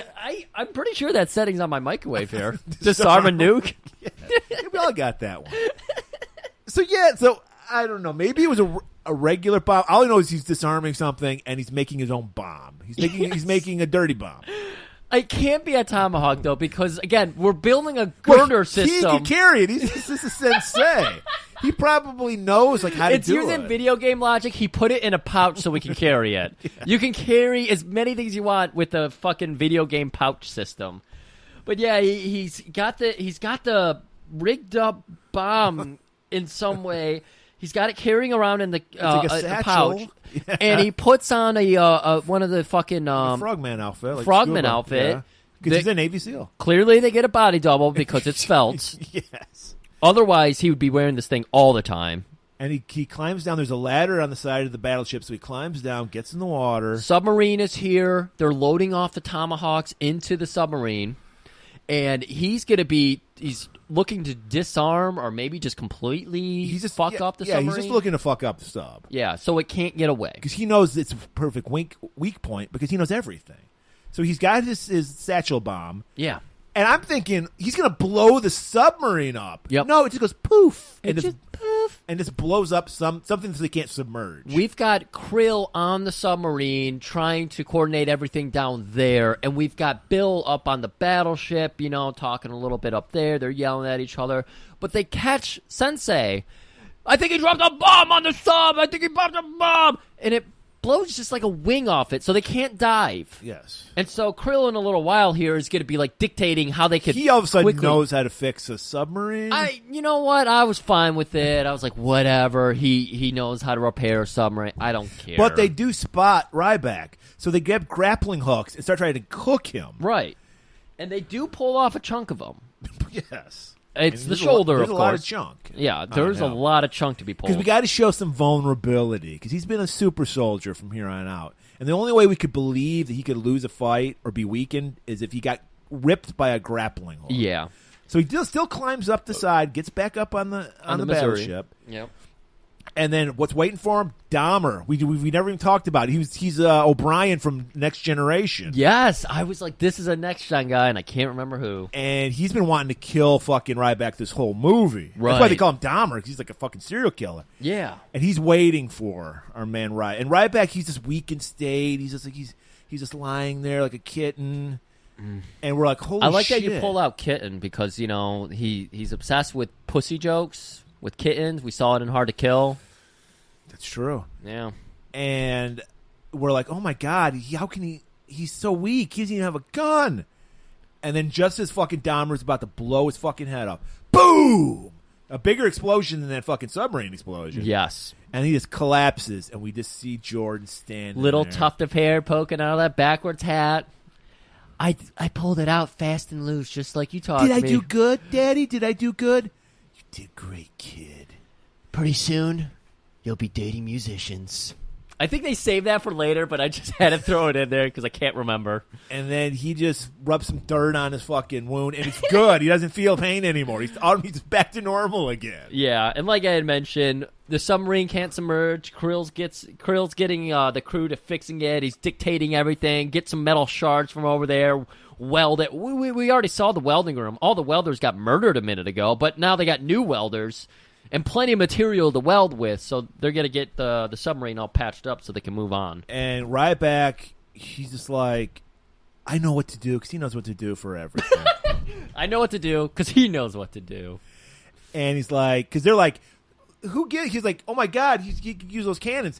They don't have any fucking high weaponry on there. They have all these starbursts, which I guess are like big flares or something. Yeah, I guess that's what I gathered is the flares, essentially. And he's like, that can't fucking hit our fucking sub. Who gives a shit? Let him do it.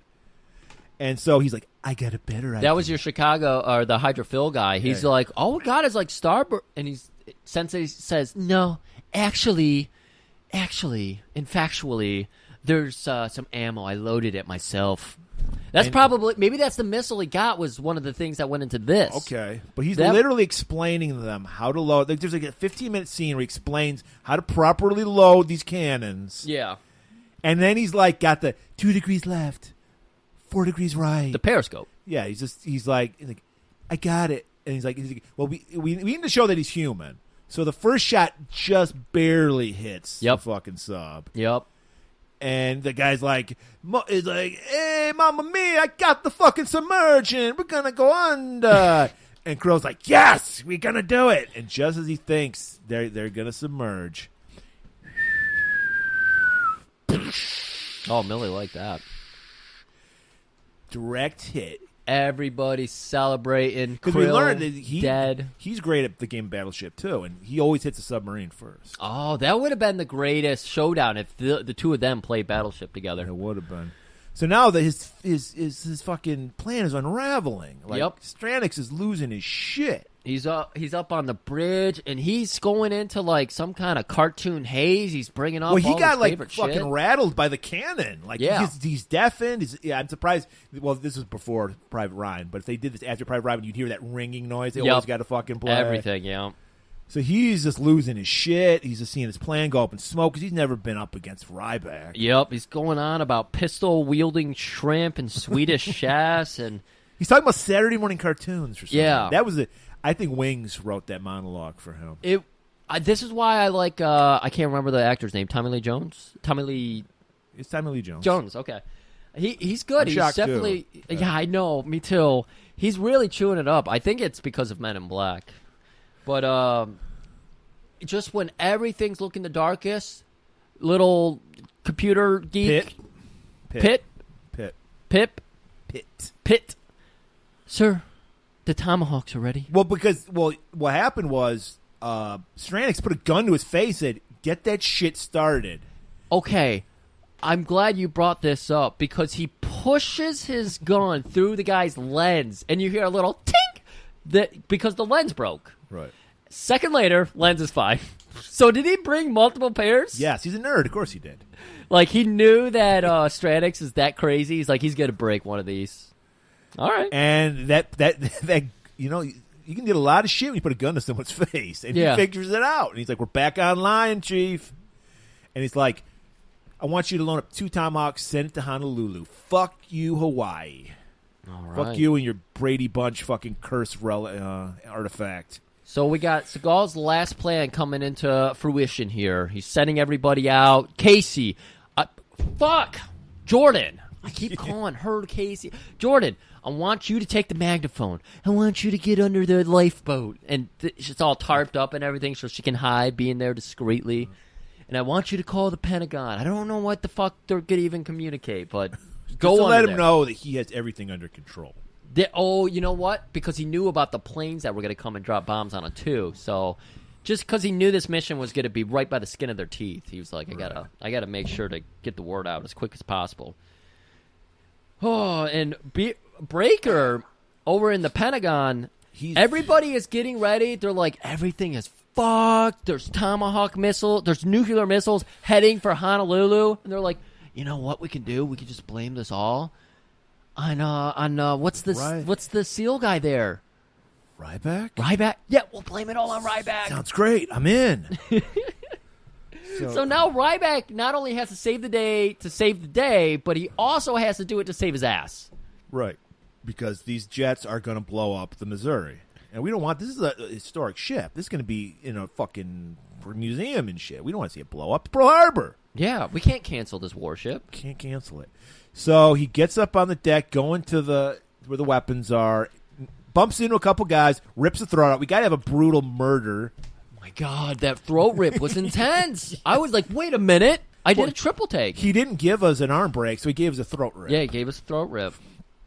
Rips the throat out, gets to find the bridge. It's empty. There's nobody there. But he sees that anything they could use to shoot down those Tomahawks has been destroyed. They can't shut them down. Yeah, everything's fucked up, ripped out. Computers just dismantled everywhere.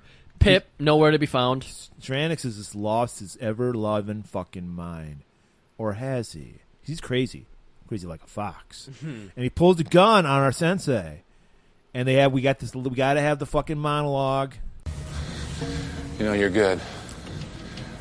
You are really good. Gonna be ashamed to kill you. Behold my finest work. Do me a favor. Tell me something. You really think blowing up a bunch of innocent people is gonna change anything? What made you flip like this? I got tired of coming up with last-minute desperate solutions to impossible problems created by other fucking people. All of your ridiculous, pitiful antics aren't gonna change a thing. You and I, we're puppets in the same sick play. We serve the same master. And he's a lunatic and he's ungrateful. There's nothing we can do about it. You and I, we're the same. Oh, no. No. There's a difference, my man. You have faith. I don't. It's not so much a monologue as it is. Was it a monologue? We get a monologue, but we get it from Sensei. We don't get it from the villain. Oh, that's okay. a twist. We usually see the villain monologuing, and he's like, "We've both been fucked over. Breaker fucked both of us over. We're like the same people. You're nothing like me. Yeah, I am. We're just getting fucked, man. Hey, look over there. What? Boom! He just fucking start fighting. Yeah, they get their knives out, and they have this awful knife fight.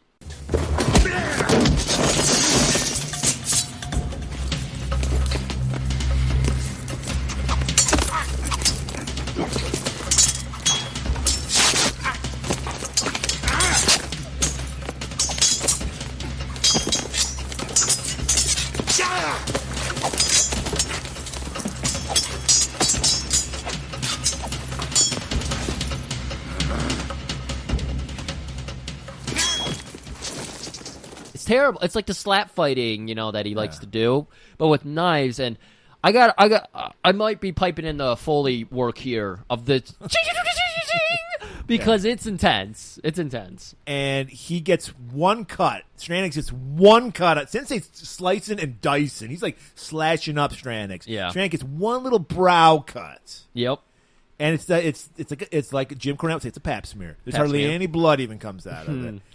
And then they're like struggling with each other. And as we always know, Sensei fights with no honor at all. He eye gouges fucking Stranix. He's fighting for America. Okay. That means honor's on his side.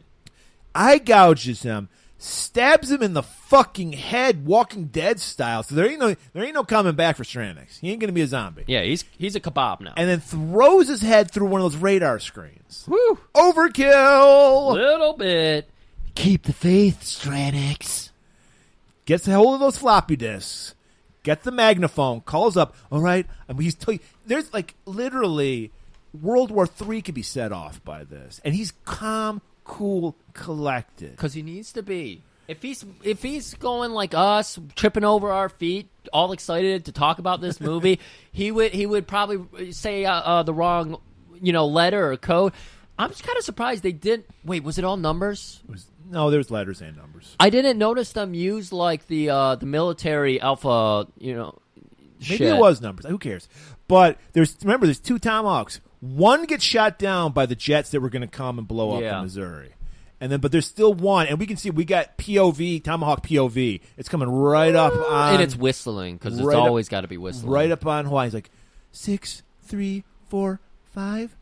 I repeat, 6. He does it again, like he knows it. Jordan literally writes it down in front of him. And he's got to repeat it just to get that drama. He's such a fucking drama queen. Yeah. And then he's like, okay, boo! It just blows up. You think they would have done, because like we've dropped multiple bombs and everything by accident on American soil. You think that climax would have just been it hits, but the bomb actually doesn't go off? Because that's happened a lot.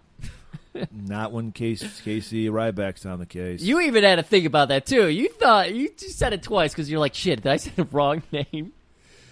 Anyways, stay safe, Murray. Breaker's like, well, I did it. Everyone's high-fiving each other. I liked Breaker's exit here because everyone looks at him and he's the shady CIA guy, and he does kind of like a double look, like the suspicious dog kind of thing. I thought more was going to come of this. Maybe in Under Siege 2, this Breaker comes back, because I think he's up to something. So they're up on the deck. All the guys, sorry, they even tell us black guy didn't make it. He died. He's like, too bad. And he's got the babe on his arm. Remember, this is the end of the movie, so they got the blanket around their shoulders. It's the next morning and everything, so sun's out. Everyone's on the deck celebrating. They're all got their head in their hands. Tell us how you did it again. Tell us. You got, I got the power blaring in the background. You got cue ball dancing. Everyone, once again, it's like the beginning. It comes full circle. And then you have somebody pipe up, hey, show us how it's done again. And I was like, how what's done? And I thought he said, hey, weren't you in Spartan Squad? And he goes, no, and just grabs fucking Jordan and does the most awkward kiss on you've ever seen. It's like kissing your mom. It's awkward shit. Ugh. And we applaud. And then, do we have an immediate funeral for the captain? Yes. So there's an immediate funeral. Music cuts, abrupt. Are they going to throw him in the ocean? Because there's like, why did they have a fucking coffin on the fucking? I know. Were they planning on killing him? Maybe. Maybe they. Was Jordan supposed to jump out of a coffin like a joke? Because he's old? That would have been good. That's a really good joke. Either way, Jordan is wearing a uniform. I did not notice that. Yes, she's wearing a sailor uniform, and what the fuck is she doing? She's actually one of the pallbearers in this fucking... She's an honorary soldier now. She's a fucking playmate that was just out there to get her tits out, and all of a sudden she's a fucking honorary member of the Navy She helped SEAL. save America. Okay. That earns it. And then we just zoom in. He's got his fucking dress blues on, finally. Dress blues? Yes, he had the blue. He wasn't wearing the dress whites. He had the blue on. Oh, which makes no sense. He should have been wearing the whites. Well, he's sad. Oh, is that it? Got the blues? Okay. Yeah. Catman blues? Just draped in metals, like he's leaning over because there's so much fucking metal and he just hanging on him. salutes the camera. And no environmental speech at the end of this one. Thank God. Oh, because well, there is Hawaii's environment may be fucked up because there's a nuclear fucking warhead in the water right outside. Yeah, it probably killed a bunch of fish and sea life and fucked up coral reefs and everything. You know, hey, we saved Hawaii. Hey, ocean's pretty big, so it's no big deal. That's what I said. We don't have to worry about that shit. Woo! That was, we earned our pay tonight. Because that was, woo. That was rough. You don't even know what we went through for this episode. That was rough. We've been saying this throughout the episode. We were a little too excited for this one. When we get excited, sometimes we just, like you said, we trip over our tongues. Yep. We'll have to have another Seagal episode in the future as a redemption. Glimmerman? Glimmerman. Okay. We're going to have a lot of fun with that one. School is out, correct? You're going actually right after we finish this. You're going to a graduation. I'm going party. to a grad party. Apparently, school's out. I don't know. I don't have kids. I don't know people with kids. Is school even happening anymore because of COVID? I don't know. Well, Alice Cooper got his wish. School's out forever. I'm glad you said that because Alice Cooper does the theme song for our next movie. Oh, the segue. People, you whiny fucking whatever this generation's called, bitching about your whole graduation was ruined, your 2021 graduation ruined. How do you think the class in 1984 felt? It was hell on earth in 1984. The schools are full of graffiti. We had tons of 30-year-olds going to school. I hear people used to, instead of they would put knives in their erasers and all that shit. Rape and murder reigned in the school system. Thumbtacks everywhere. This is before people were having consensual sex with teachers. People were being raped by their teachers. Oh shit! Or they were raping their teachers. That's how bad it was. And finally, Michael J. Fox gets his comeuppance. Michael J. Fox gets his comeuppance. You've been sliding by for too long, Fox. I don't care if you got Parkinson's. You get your comeuppance in this movie. Class of 1984. Next week, be here. School is in session. Keep it warm.